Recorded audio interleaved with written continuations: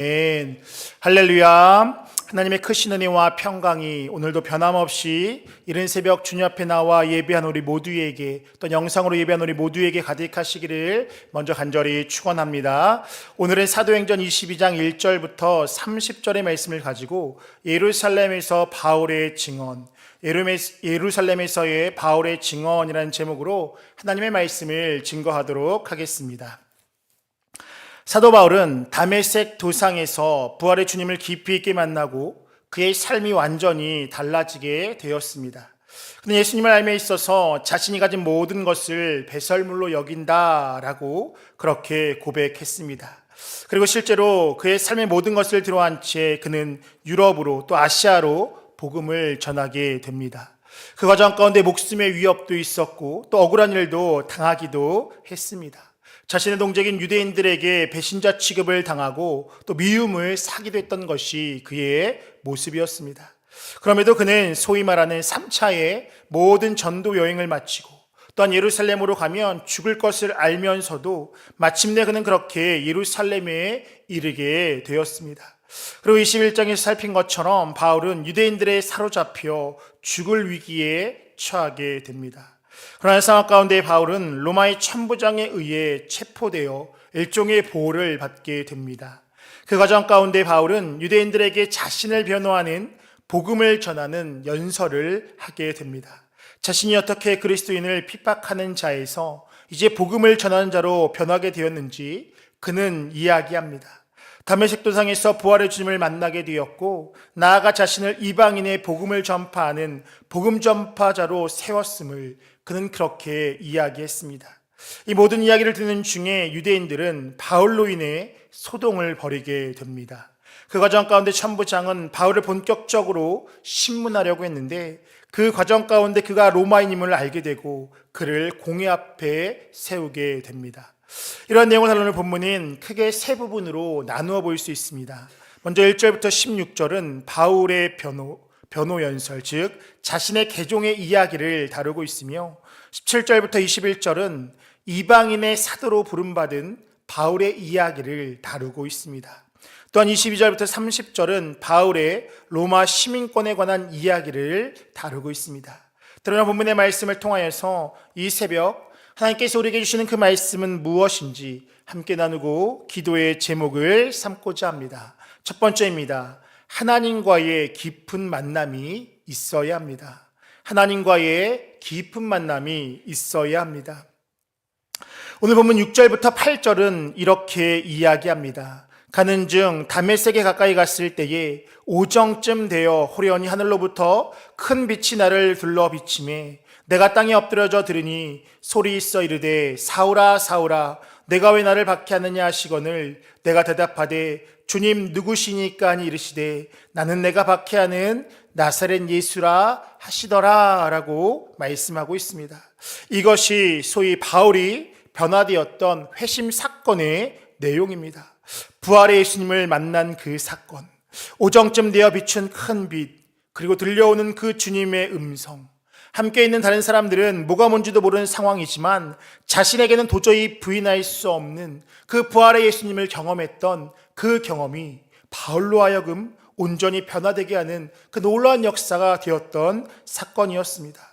이러한 경험이 우리 안에도 있어야 한다라는 것입니다. 하나님과 나만의 은밀한 은혜가 주어질 때에, 그리고 그 경험이 경험되어질 때에 우리의 믿음이 더욱더 깊어지게 된다라는 것입니다. 그렇다면 어떠한 이러한 은혜가 언제 우리에게 이루어지게 되느냐, 어떻게 그러한 은혜가 우리에게 경험되어지느냐라는 것입니다. 그것은 다른 것이 아니라 우리가 하나님을 추구할 때이며 우리가 하나님께 집중하며 나아갈 때에 하나님께서 우리 가운데 더 정확하게 경험되어지는 역사가 우리 가운데 일어나게 된다라는 것입니다. 그러나 분명한 것은 무엇이냐? 우리는 이미 그 주님을 만났다라는 사실입니다. 그렇기 때문에 이 새벽 우리는 주님 앞에 나와 예배하고 있는 것입니다. 다른 사람들은 자는 이 시간에 아니면 하루를 처음 시작하려고 분주한 이 시간에 우리는 하나님이 믿어지기에 우리 하나님을 만났기 때문에 이 자리에 나와서 하루의 처음의 시간을 하나님께 드리고 하나님 앞에 나아가게 되고 있다라는 것입니다. 성경은 이렇게 이야기합니다. 누구든지 성령이 아니고서는 예수를 주님으로 고백할 수 없다라고 분명하게 말씀하고 있습니다. 그렇게 예수님을 주님으로 고백하는 우리 안에는 이미 성령이 임재하신다라는 것. 다르게 표현한다면 우리는 이미 그 성령님을 만나고 그 성령님이 우리 안에 계시다라는 것을 우리는 분명히 기억하며 나아가야 한다라는 것입니다. 이것은 말씀이기에 아주 명확한 사실입니다. 그런데 내 감정상, 내 상황상 그렇게 느껴지지 않을 때가 있다라는 것입니다. 그러나 그것 또한 우리의 감정이고 상황일 뿐이다라는 것입니다. 내가 그렇게 살지 못하지만 예수님을 나의 주님으로 고백한다라고 하고 그 예수님의 성령이, 예수의 성령이 내 안에 있지만 예수님을 진정 나의 주님으로 고백했다라고 하지만 그러나 그렇게 살지 못한다라고 해서 그 예수님 우리 안에 없다라고 말할 수 없다라는 것입니다. 내가 그렇게 살지 못하지만 예수님을 진정 나의 주님으로 고백한다라면 성령이 이미 우리 안에 계시는 하나의 증거가 될 수 있다라는 것입니다. 그렇게 우리가 구할 것은 성령을 구하는 것이 아니라 내 안에 계신 그 성령의 충만함, 더 나아가서 그 성령의 충만함을 통하여서 실질적으로 하나님을 우리의 일상의 삶 가운데 경험되기를 구하는 것, 그것이 바로 우리의 모습이 되어야 한다라는 것입니다. 언젠가 신방 중에 한 성도님의 그 성령의 경험한 이야기를, 그 간증을 들은 적이 있습니다. 예수님을 믿은 지 1년이 조금 넘은 그러한 상황 가운데 많은 사람들이 그 성령을 만났다라는 그 이야기, 성령을 경험했다라는 이야기를 들으면서 자신도 성령을 깊이 있게 경험하고 싶은 그 마음이 그 가운데에 들게 되었습니다. 제가 봐도 그분은 그렇게 성령의 은사가 그에게 나타나는 것을 보게 되었고, 또한 그 이야기를 듣는 과정 가운데 말로 표현할 수 없는 은혜를 경험한 것을 제가 보게 되었습니다. 그 이야기를 듣는 중에 그 성도님의 고백은 이랬습니다. 예수님을 믿고 1년 동안 기도할 때마다 다른 것을 구했던 것이 아닙니다. 내가 이제 예수를 믿는다라고 하는데 그 예수님을 진짜 한번 경험해보고 싶다라는 그 생각 아래에 1년 동안 끊임없이 기도할 때마다 다른 것을 구했던 것이 아니라 하나님, 그 하나님을 한번 만나고 싶습니다. 성령의 임재하심이 내 안에 충만해지기를 원합니다라는 그러한 고백이 그 가운데 있었고 그것만을 위해서 기도하고 그것에 집중하며 나아가게 되었다라는 것입니다. 그렇게 기도하며 나아가는 그 과정 가운데 정말 어느 날 그 예수의 성령을 깊이 있게 만나는 역사가 그 가운데 일어나게 되었고 그로 인해서 참된 기쁨과 또한 소망, 이 세상에 자신의 상황이 변화되었던 것은 아니지만 그 하나님으로 인하여서 자신의 생각과 가치관이 달라지게 되었음을 그렇게 고백하는 것을 듣게 되었습니다. 그렇게 우리가 할 일은 무엇이냐? 이 세상 가운데 우리가 살아감에 있어서 많은 것을 구하지만 그 앞에 있어서 우리가 구할 것은 성령을 구하는 것이고 성령의 임재를 구하며 성령의 충만함을 구할 때에 하나님의 그러한 은혜가 우리의 삶 가운데도 동일하게 주어지게 되는 줄 믿습니다. 누가복음 11장 13절은 이렇게 이야기합니다. 너희가 악할지라도 좋은 것을 자식에게 줄 알거든 하물며 너희 하늘아버지께서 구하는 자에게 성령을 주시지 않겠느냐 하시니라 라고 말씀하고 있습니다.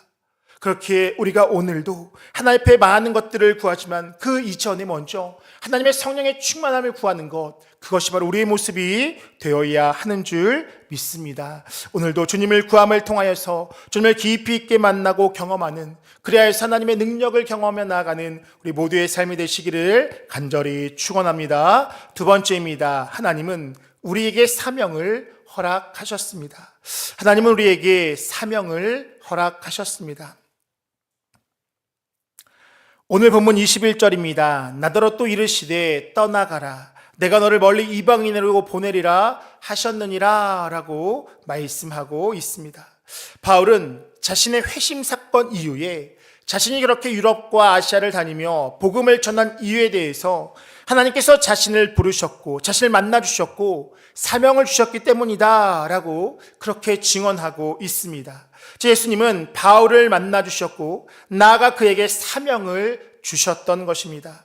아나니아를 통하여서 또한 여러 가지 상황과 환경을 통하여서 하나님은 바울에게 선교의 문을 열어주셨지만 바울은 그 모든 것들이 하나님으로부터 왔음을 분명하게 증언하고 있는 것입니다. 이것이 있기 때문에 바울은 힘들고 어려웠던 상황 가운데 자신의 생명에 위협을 받는 그 상황 가운데서도 바울은 흔들림 없이 복음을 전하게 되었던 것입니다. 바울의 전도 여행에 있어서 바울의 복음 전파에 있어서 그 대적으로부터 끊임없이 제기되었던 도전 중 하나는 바울의 사도성이었습니다. 즉 진정 예수님께서 그를 택하시고 부르셨느냐에 대해서 많은 대적들은 그에게 도전하게 되었던 것입니다. 당시 사도의 조건을 보면 공생의 기간 예수님과 함께함을 그 조건 중에 하나로 들고 있으며 또한 부활의 주님을 직접 목격한 사람, 또한 사도로 부르심을 받아 행함에 있어서 기적과 표적이 따르는 사람, 또한 예수님께 직접 부르심을 받은 사람, 이 정도가 당시의 사도의 조건이었다라고 할 수 있습니다. 분명한 것은 바울은 공생의 기간 예수님과 함께하지 않았다라는 사실입니다. 그렇게 어쩌면 예수님께 직접 임명받은 것이 아니냐라는 것이, 그렇기에 어쩌면 끊임없이 그의 대적들로부터 그러한 도전을 받게 되었던 것이 바울의 모습이었습니다. 그러나 오늘 본문에서 바울은 그는 다메섹 도상에서 내가 직접 예수님을 만나게 되었고 그 만남을 통하여서 예수님으로부터 직접 부르심을 받았다라고 그는 분명하게 선포하고 있는 것입니다. 그렇기 때문에 바울은 어쩌면 자신이 쓴 서신서에서 자신의 사도성에 대해서 끊임없이 이야기했습니다. 그 예수님께서 나를 부르셨기 때문에 내가 그 복음을 전했던 것이다 라고 그는 끊임없이 자신 스스로 증언했던 것입니다. 고린도전서 1장 1절입니다. 하나님의 뜻을 따라 그리스도 예수의 사도로 부르심을 받은 바울과 형제 소스데네는 이라고 이야기합니다. 또한 갈라디아서 1장 1절은 이렇게 얘기합니다. 사람들에게서 난 것이 아니요 사람으로 말미암은 것도 아니요 오직 예수 그리스도와 그를 죽은 자 가운데서 살리신 하나님 아버지로 말미암아 사도된 바울은 이라고 자신 스스로를 그렇게 소개하고 있습니다. 그래서 바울은 자신의 사명과 부르심이 사람들로부터 난 것이 아니라 예수 그리스도 즉 하나님으로부터 왔음을 그는 분명히 밝히고 있으며 그 분명한 정체성과 확신이 있었기에 그는 그렇게 담대하게 복음을 전하며 자신의 모든 것들을 내려놓고 하나님의 나라를 위해서 나아갔다라고 그는 그렇게 이야기하고 있는 것입니다. 즉 하나님께서 부르시고 사명을 주셨기에 당당하고 확신한 마음 가운데 그는 그렇게 복음을 전할 수 있었던 것이고 때로는 겸손하게 모든 상황들을 받아들이며 자신의 생명까지도 내어놓는 그러한 자리에까지 이르게 되었던 것입니다. 우리 또한 마찬가지입니다. 우리가 예수님을 믿게 된 것은 세상의 그 어떠한 것이 아니라 바로 예수 그리스도로 말미암은 줄 믿습니다. 그 예수님께서 우리를 만나주시고 또 우리를 부르셨고 더 나아가서 우리에게 사명을 주시고 우리를 새롭게 세워 가시는 줄 믿습니다. 그 사명은 바로 믿는 사람들이 모두 공히 각자의 자리에서 땅끝까지 이르러 그 예수님의 증인이 되는 것이며 더 나아가서 삶의 자리에서 하나님의 나라를 세워가는 것, 그것이 바로 예수님께서 우리를 만나주시고 또 우리를 부르시고 우리에게 사명을 주신 그 모습인 줄 믿습니다. 그렇기에 우리는 당당하고 또 확신 있게 주의 복음을 전하며 하나님의 나라를 세워가야 하는 것이고 또한 예수님께서 우리를 부르셨기에 때로는 겸손하게 우리의 삶 가운데 헌신하며 더 나아가서 우리의 생명까지도 내어놓는 그러한 헌신과 결단이 우리 가운데 있어야 하는 줄 믿습니다. 바라는 것은 오늘도 우리에게 주어진 각자의 사명의 자리에서 때로는 당당하게 또 담대하게 때로는 겸손함으로 하나님께서 주신 그 사명, 하나님의 나라를 세워가며 주의 복음을 전하며 나아가는 우리 모두의 삶이 되시기를 간절히 축원합니다. 끝으로 하나님께서 주신 지혜로 행해야 합니다. 하나님께서 주신 지혜로 행해야 합니다. 한 신학자는 바울에 대해서 이렇게 증언했습니다.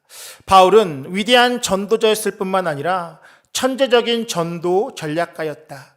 그는 자신이 처한 상황에 따라 혹은 전도하는 대상에 따라 능수능란하게 대처하며 복음을 전했던 인물이다라고 그렇게 이야기합니다. 오늘 본문에서도 그와 같은 모습이 그의 증언 가운데, 그의 삶 가운데 나타나게 되었습니다. 그는 유대인들에게 있어서 굳이 히브리 말로 복음을 전하게 됩니다. 즉 그들의 언어로 말함으로써 그들로 하여금 집중하게 하였고 또 조용히 듣게 했습니다. 히브리어를 사용함으로 분위기를 전환했고 집중하기에 충분했던 것입니다. 오늘 본문 2절이 이렇게 얘기합니다. 그가 히브리 말로 말함을 듣고 더욱 조용한지라 이어 이르되라고 이야기합니다. 뿐만 아니라 천부장의 신문 과정 가운데서 자신이 로마의 시민임을 그는 드러내게 되었습니다. 본문 24절부터 25절입니다. 천부장이 바울을 영내로 데려가라 명하고 그들이 무슨 일로 그에 대하여 떠드는지를 알고자 하여 채찍질하여 신문하라 한데 가죽줄로 바울을 매니 바울의 곁에 있는 백부장들어 이르되 너희가 로마 시민된 자를 죄도 정하지 아니하고 채찍질할 수 있느냐 하니라고 이야기합니다. 결국 그것으로 인하여서 그는 다시 한번 공회에 서는 상황이 만들어지게 됩니다. 왜냐하면 당시의 로마 시민은 재판을 받지 않고 정식 투옥되거나 구속될 수 없었기 때문입니다. 더구나 오늘 본문은 천부장은 돈을 많이 들여서 얻은 로마의 시민권자였지만 바울은 나면서부터 얻은 자신은 로마의 시민이었다라고 그렇게 증언하고 있습니다. 그 모든 것들이 밝혀짐으로 인하여서 바울은 다시 한번 공회에 서는 상황이 그의 삶 가운데 펼쳐지게 되었습니다. 본문 30절입니다. 이튿날 천부장은 유대인들이 무슨 일로 그를 고발하는지 진상을 알고자 하여 그 결박을 풀고 명하여 제사장들과 온 공회를 모으고 바울을 데리고 내려가서 그들 앞에 세우니라 라고 말씀하고 있습니다. 그리고 내일 살펴보겠지만 그는 다시 한번 복음을 그 자리에서 선포하게 됩니다. 사도행전 23장 1절은 이렇게 얘기합니다. 바울이 공회를 주목하여 이르되 여러분 형제들아 오늘까지 나는 범사의 양심을 따라 하나님을 섬겼노라 하거늘 이라고 말씀하고 있습니다. 그럼 무엇이냐? 자신이 그렇게 그곳에서 예루살렘에서 로마에 의해서 그가 그렇게 결박을 받는 상황이었지만 그 상황 가운데 하나님께 주신 지혜로 자신이 로마 시민임을 드러내게 되고 많은 공회 앞에 다시 한번 서게 되어서 그는 그렇게 복음을 전하는 그 자리에까지 이르게 되었던 것입니다. 이 모든 것은 바울의 어떤 것이 아니라 하나님께서 바울에게 주신 지혜였으며 더 나아가서 성령의 도우심을 통하여서 모든 것들이 이루어지게 되었던 것입니다. 마태복음 10장 16절부터 20절은 이렇게 이야기합니다. 보라, 내가 너희를 보냄이 양을 이리 가운데 보냄과 같도다. 그러므로 너희는 뱀같이 지혜롭고 비둘같이 순결하라. 사람들을 삼가라. 그들이 너희를 공회에 넘겨주겠고 그들의 회당에서 채찍질하리라. 또 너희가 나로 말미암아 총독들과 임금들 앞에 끌려가리니 이는 그들과 이방인들에게 증거가 되게 하려 하심이라. 너희를 넘겨줄 때에 어떻게 또는 무엇을 말할까 염려하지 말라. 그때 너희가 할 말을 주시리니 말하는 이는 너희가 아니라 너희 속에서 말씀하시느니 곧 너희 아버지의 성령이시니라 라고 말씀하고 있습니다. 어쩌면 예수님은 오늘 본문의 바울 같은 상황에 대한 그 일들을 이미 공생의 기간 동안 예언의 말씀을 통하여서 그들 가운데 펼쳐지게 될 것이다 라고 말씀하시면서 그러한 상황 가운데 너희가 홀로 있는 것이 아니라 성령의 도우심을 통하여서 그 모든 것 가운데 그 상황을 풀어갈 수 있게 될 것이다 라고 그렇게 말씀하셨습니다. 그러면서 어쩌면 그 상황 가운데 너희가 두려워할 것이 아니라 오히려 더 성령 가운데 집중하며 나아갈 때에 그 모든 상황들을 통하여서 그 모든 상황들을 통하여서 하나님의 선한 뜻이 이루어질 것이다 라고 그렇게 말씀하셨던 것입니다. 우리 또한 마찬가지인 줄 믿습니다. 하나님께서 우리에게 펼쳐진 상황 가운데 우리만 홀로 보내는 것이 아니라 우리의 상황 가운데 주의 성령의 도우심이 우리 가운데 함께 하시는 줄 믿습니다. 그렇기에 우리가 처하는 그 상황에 대해서 우리가 두려워할 것이 아니라 그 상황이 어떻든지 간에 그 상황 가운데 우리와 함께 하시는 성령에 집중하며 나아갈 때 우리의 삶 가운데도 동일하게 예수의 복음이 증거되어지며 하나님의 나라가 이루어지는 역사가 우리의 삶 가운데도 이루어지게 되는 줄 믿습니다. 그렇기에 우리가 할 일은 그 상황을 두려워하는 것이 아니라 하나님께 집중하며 나아가는 것, 하나님의 말씀 가운데 거하는 것, 그것이 바로 우리의 모습이 되어야 할 줄 믿습니다. 바라는 것은 오늘도 성령이 주시는 지혜와 능력에 집중하심을 통하여서 각자의 삶 가운데 주어진 삶 가운데 예수가 증거되어지고 하나님의 나라를 이루어가는 우리 모두의 삶이 되시기를 간절히 축원합니다. 기도하겠습니다. 사랑과 은혜가 풍성한 하나님, 오늘도 우리에게 새날을 허락하여 주시고 새로운 생명을 허락하여 주셔서 주님 앞에 나와 예배하며 하루를 시작하게 하시니 참으로 감사를 드립니다. 주님을 깊이 있게 만나는 한날의 삶이 되게 하여 주시고 또 주님을 깊이 있게 경험하는 우리의 인생 되어질 수 있도록 인도하여 주시옵소서. 주님을 믿는 자로 또 주님을 경험한 자로 마땅히 주신 그 사명을 온전히 감당하며 살아가게 하여 주시고 나의 힘과 능력으로 하는 것이 아니라 성령께서 주시는 지혜와 또 능력으로 모든 사명을 감당하며 나가는 우리 모두가 되어질 수 있도록 인도하여 주시옵소서. 그래서 우리 각자의 주어진 삶 가운데 하나님의 나라를 온전히 이루어가는 한날의 삶 되어질 수 있도록 인도하여 주시옵소서. 이 새벽에도 주님 앞에 나올 때에 귀한 예물 드린 자들이 있습니다. 저들이 드린 그 예물 주님께서 기쁘게 받아주시고 빼곡히 적은 기도의 제목이 아름답게 이루어진 놀라운 역사를 누리며 나아가는 복된 발걸음 되어질 수 있도록 인도하여 주시옵소서. 오늘의 삶 가운데서도 우리 황님의 모든 것들의 가정과 직장과 삶의 터전을 지켜보아 주시며 주어진 삶 가운데 넉넉히 승리하는 하루의 삶 되어질 수 있도록 인도하여 주시옵소서. 감사드리며 예수님의 이름으로 기도하옵나이다. 아멘.